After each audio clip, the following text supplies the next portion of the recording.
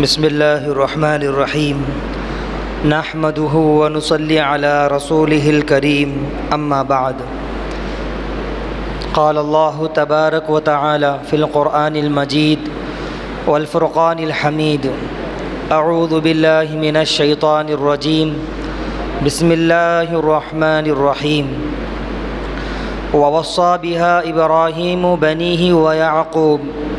يا بني إن الله اصطفى لكم الدين فلا تموتن إلا وأنتم مسلمون وقال تعالى في مقام آخر يا أيها الذين آمنوا قوا أنفسكم وأهليكم نارا صدق الله العظيم وقال رسول الله صلى الله عليه وسلم ما نحل والد ولدا من نحل افضل من ادب حسن رواہ الترمذی او کما قال علیہ الصلاۃ والسلام رب اشرح لي صدری ويسر لي امری واحلل عقدۃ من لسانی یفقهوا قولی سبحانک لا علم لنا الا ما علمتنا انک انت العلیم الحکیم رب اعنی علی ذکرک وشکرک وحسن عبادتک اللہم صلی علی سیدنا محمد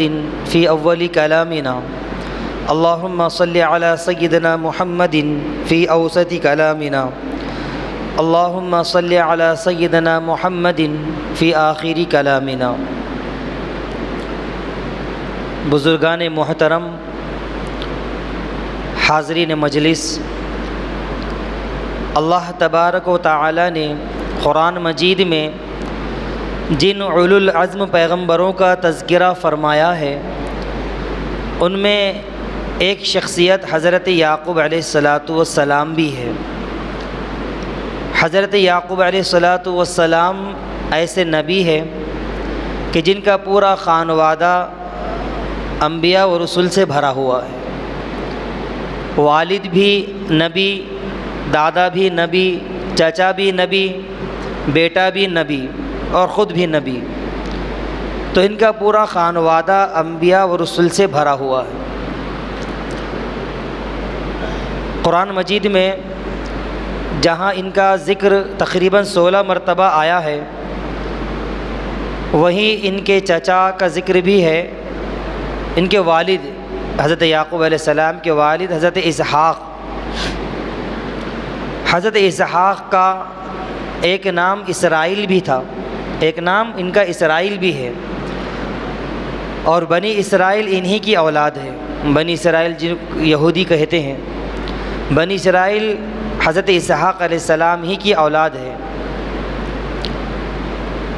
مصر اور عراق کے خطے میں نبی کریم صلی اللہ علیہ وسلم کے علاوہ حضرت یعقوب علیہ السلام کے چچا حضرت اسماعیل علیہ السلام بھی ایسے نبی ہیں کہ ان کا شمار بھی انبیاء و رسول میں کیا جاتا ہے، یہ بھی نبی ہے۔ حضرت ابراہیم علیہ السلام جو حضرت یعقوب علیہ السلام کے دادا ہیں، ان کا بھی ذکر قرآن مجید میں ہے اور یہ بھی نبی ہیں۔ ان کا ذکر تو بہت ساری جگہ پر ہے کہ انہوں نے اپنی بیٹی کی قربانی اللہ کے راستے میں اللہ کی رضا کے لیے پیش کی،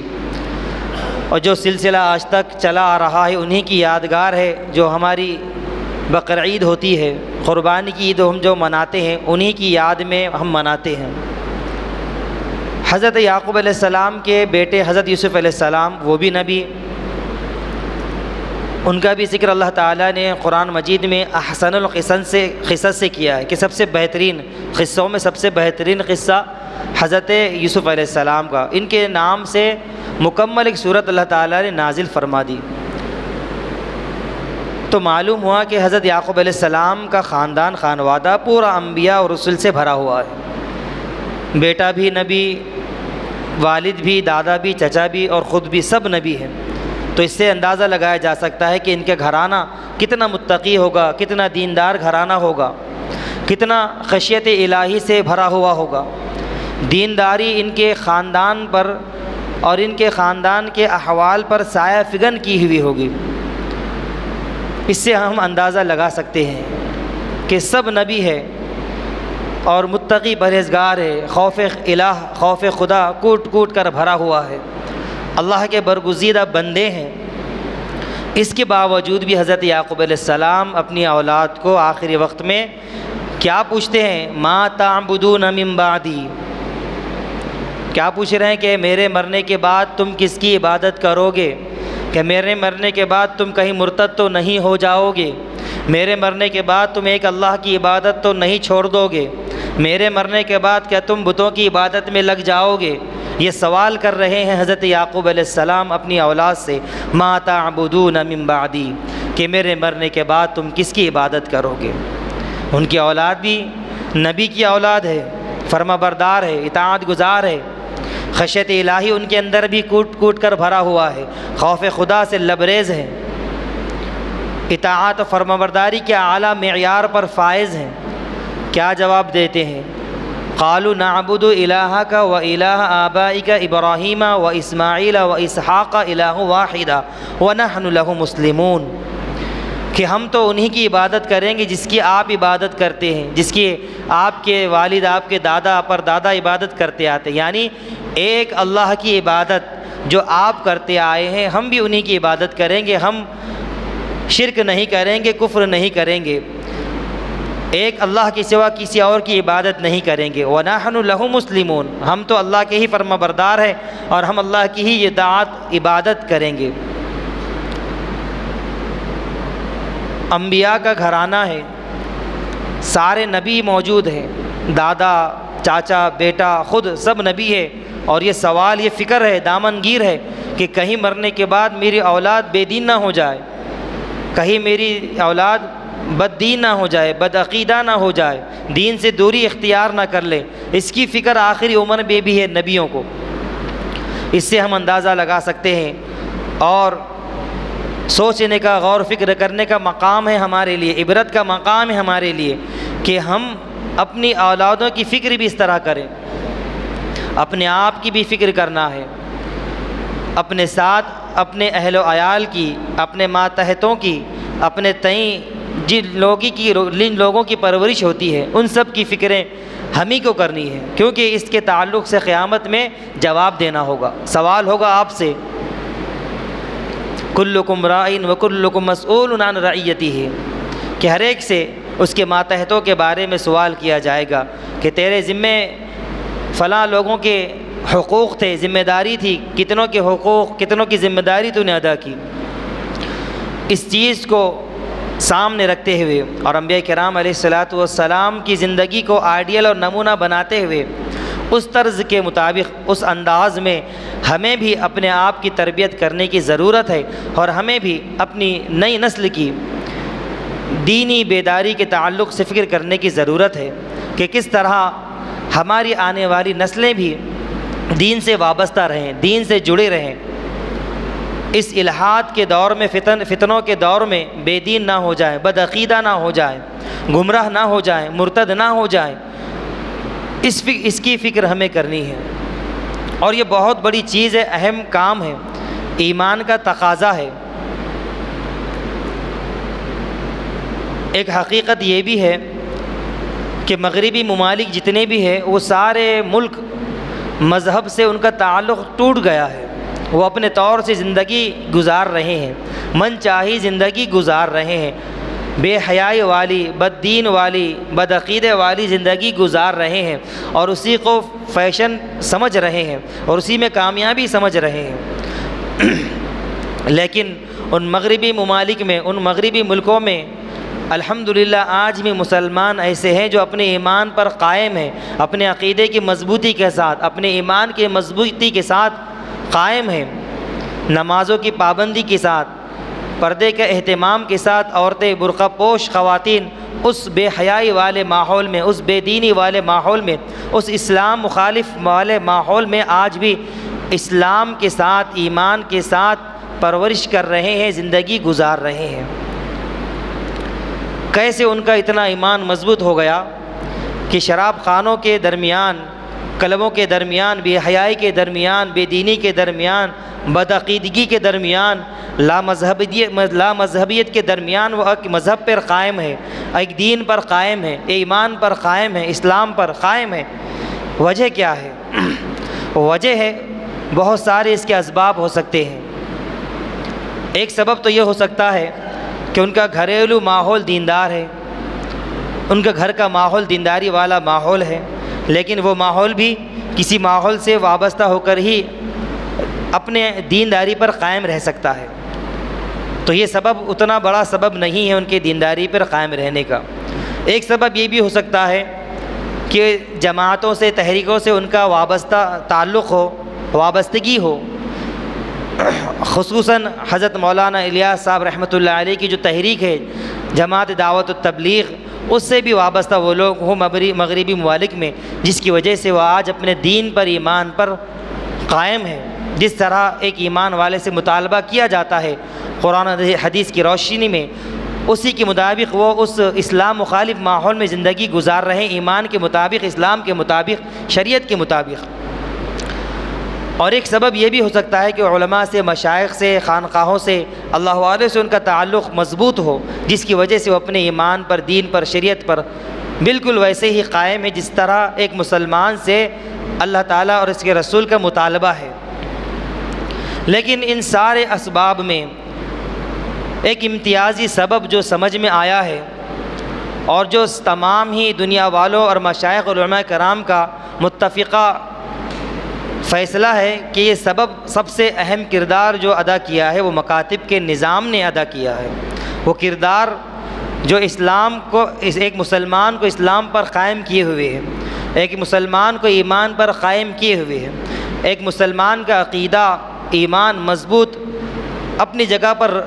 مضبوطی سے اسلام پر قائم ہے، اس کا سب سے بڑا سبب ہے مکاتب کے نظام کا قیام۔ کیونکہ مغربی ممالک میں جتنے بھی لوگ مسلمان وہاں پر آباد ہیں،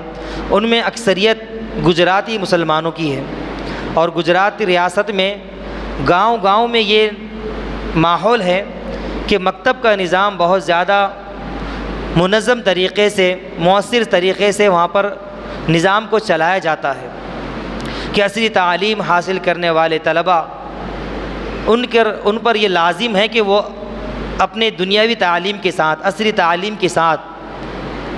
مکاتب کی تعلیم کو بھی حاصل کرے۔ اگر کوئی بچہ مکتب کی تعلیم کے دوران کوئی کھیلتا ہوا نظر آتا ہے تو وہاں ماحول ایسا ہے کہ لوگ ایک دوسرے سے پوچھتے ہیں، بلکہ اس کے والدین سے پوچھتے ہیں کہ آپ کا بچہ مکتب نہیں جاتا۔ اس شرم سے اور اس شرم سے بچنے کے لیے ہر کوئی اپنے بچوں کو مکاتب کا رخ کیے ہوئے ہیں۔ مکاتب وہاں ایسے ہی نہیں کہ صرف اس میں نورانی قاعدہ ہی پڑھایا جاتا ہے، بلکہ ساری تعلیمات اس کے اندر ان کو دی جاتی ہے، اخلاقی تعلیمات، ایمان ان کے پختگی، ان ایمان کے تعلق سے، عقیدے کی پختگی کے تعلق سے، ایمانیت کے تعلق سے، سارے قرآن کی پختگی کے تعلق سے، ہر طریقے سے ان کو تعلیم فراہم کی جاتی ہے۔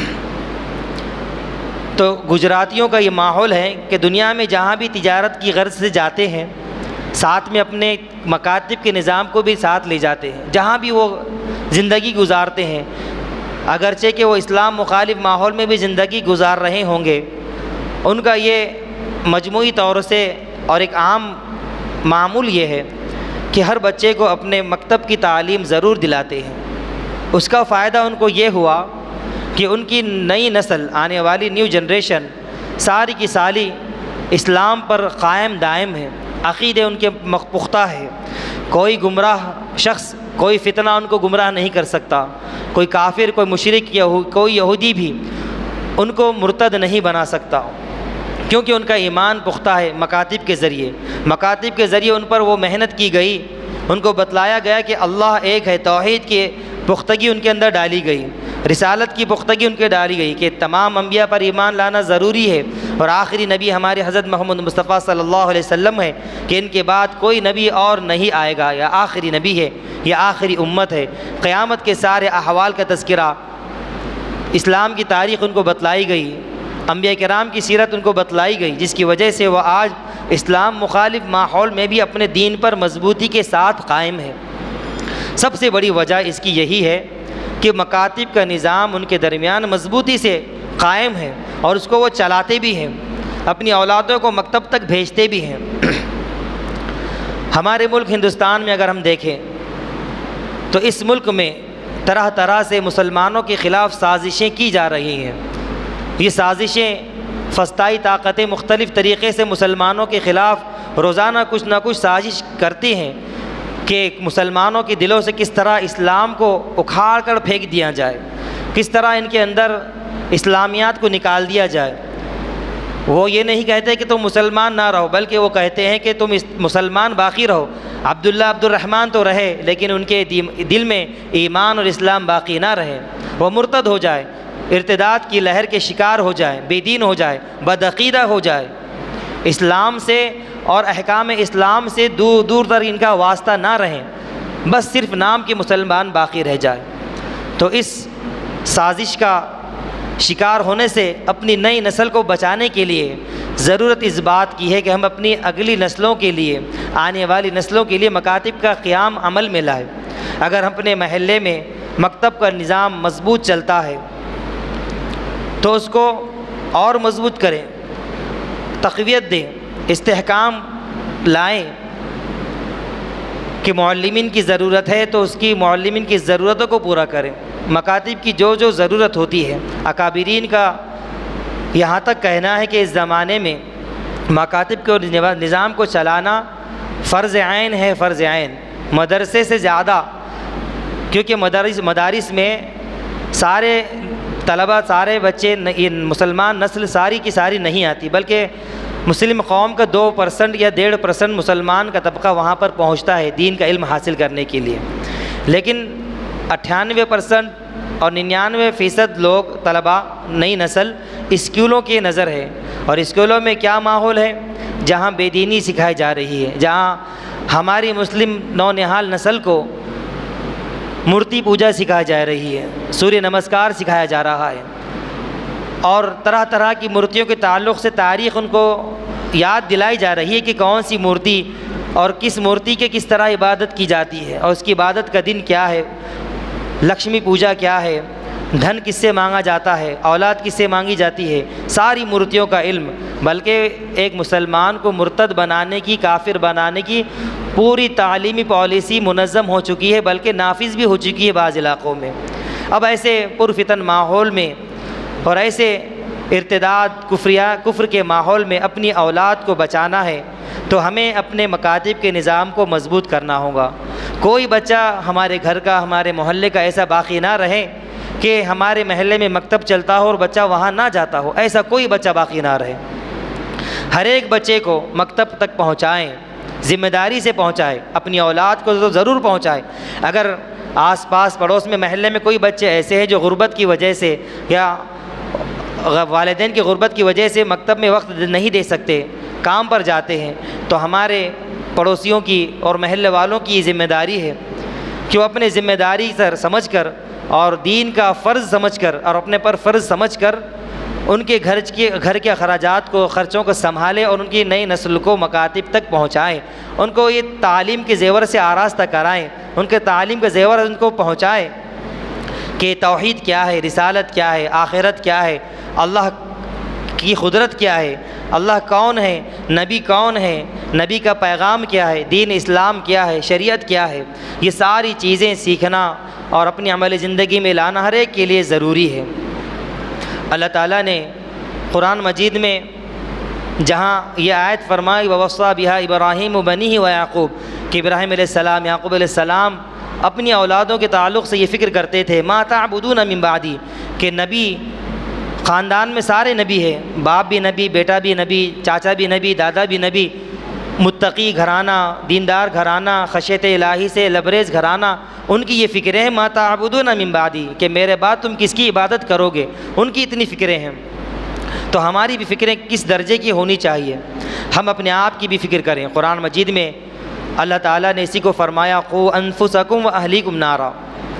کہ اپنے آپ کو اور اہل عیال کو، اپنے ماتحتوں کو، اپنی اولاد کو جہنم کی آگ سے بچاؤ۔ انسان پر جس طرح دوسروں کے حقوق ہے،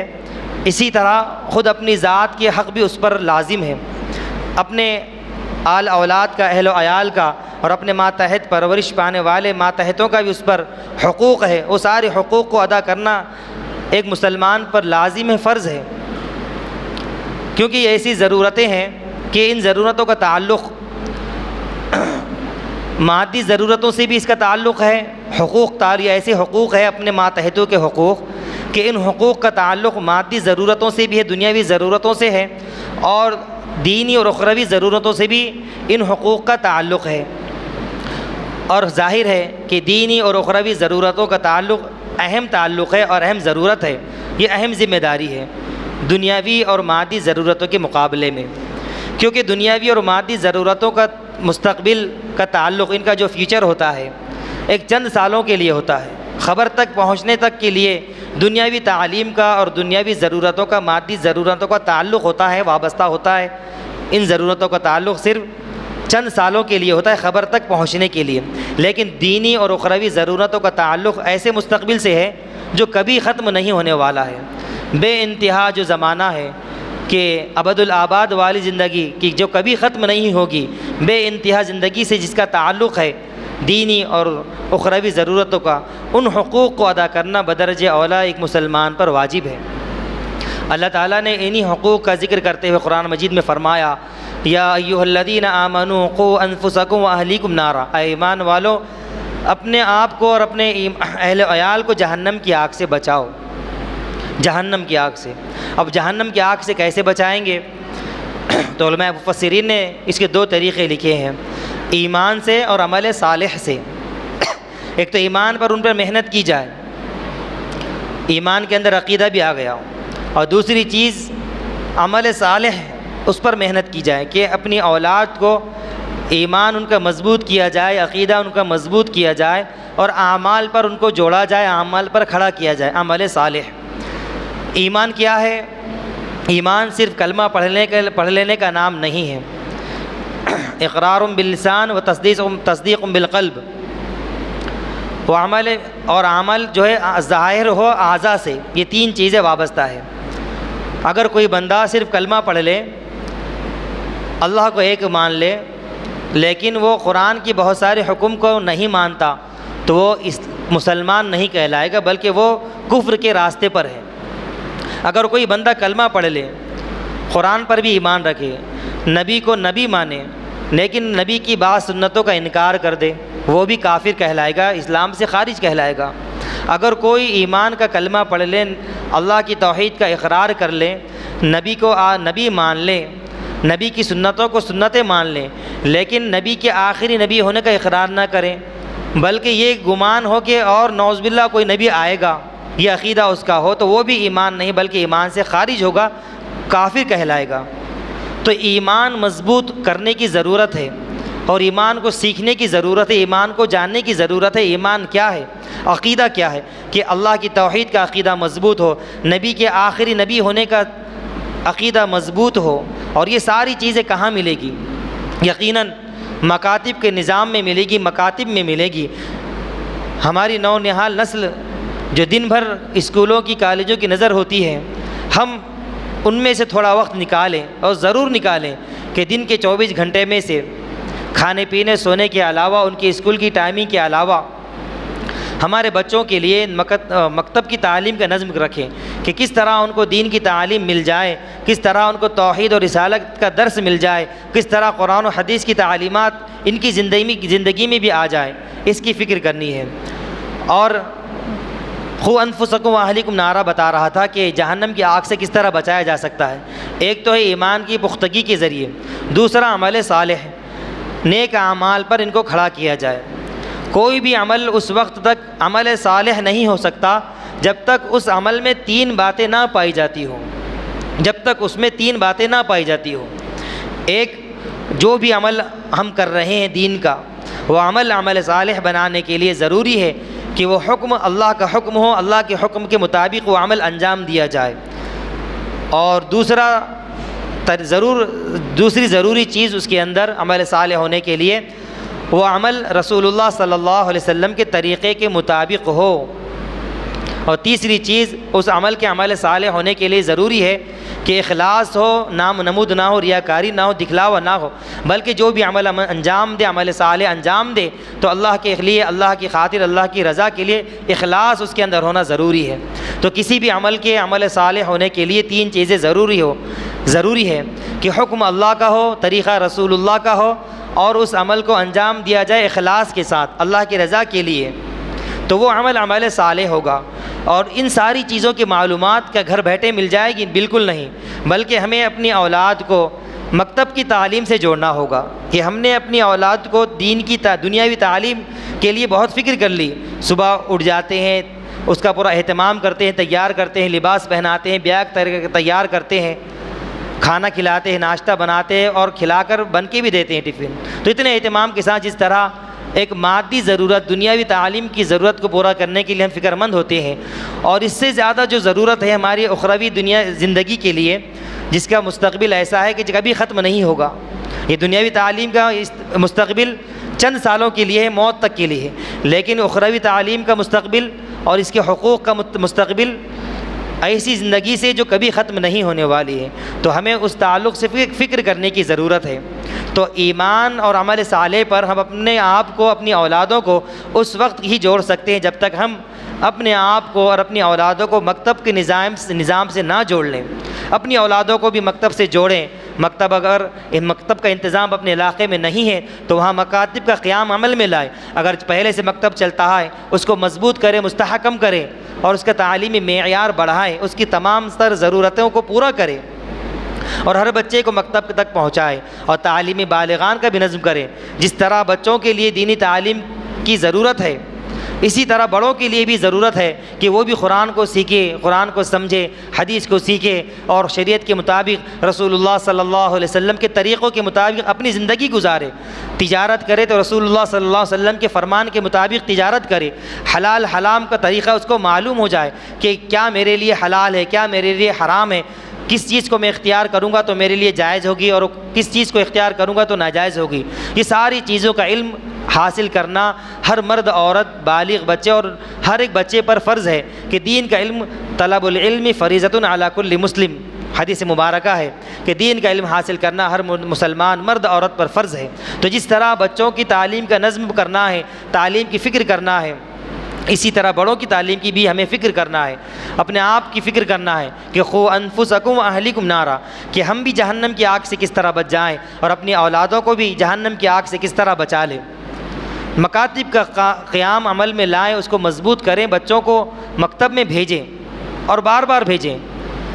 کیونکہ میں مغربی تہذیب کا ذکر کر رہا تھا شروع میں، وہاں اس ماحول میں بھی مسلمان آج ایسے موجود ہیں کہ اسلام پر قائم ہے۔ وہاں جو نظام ہے 16 سال کی عمر تک